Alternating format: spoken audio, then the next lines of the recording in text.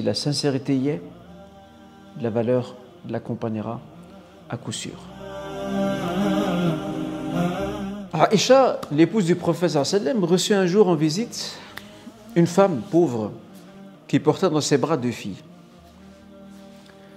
Elle avait faim. Et Aïcha se mit à s'enquérir dans sa cuisine pour voir si elle avait de quoi donner à manger à cette maman et ses deux filles. Elle ne trouva que 3 dattes. Elle vint les donner à cette femme. Cette femme donna les 2 premières dattes à ses filles. Et au moment de croquer sa propre date, ces 2 filles qui la regardent. Ces 2 filles avaient encore faim. Qu'a fait cette mère? Elle a coupé sa date en 2 et les a données à ses filles. Aïcha fut stupéfaite de cette attitude.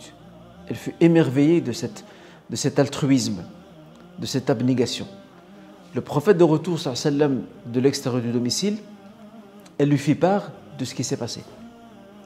Et c'est là que le prophète sallam dit, cette femme, Dieu l'a préservée par ce geste, Dieu l'a préservée de l'enfer, il lui a donné accès au paradis. Une demi-date qu'elle a donnée à chacune de ses 2 filles. Et cela confirme la parole du prophète sallam, ittaqullah walau bi shiqqi tamra. Craignez votre Seigneur ne fût-ce qu'avec la moitié d'une date. Rapprochons-nous de notre Créateur avec le peu que nous pouvons donner.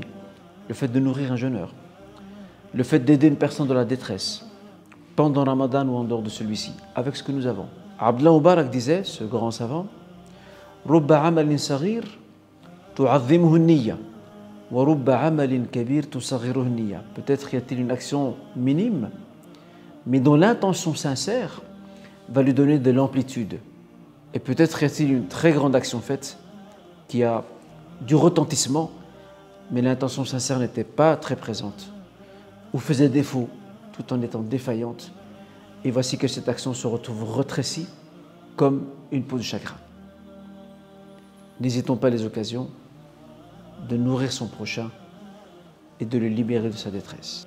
Dans la prochaine vidéo, je vous parlerai d'une routine positive que nous pouvons installer pendant le mois de Ramadan afin de vivre celui-ci avec succès et réussite.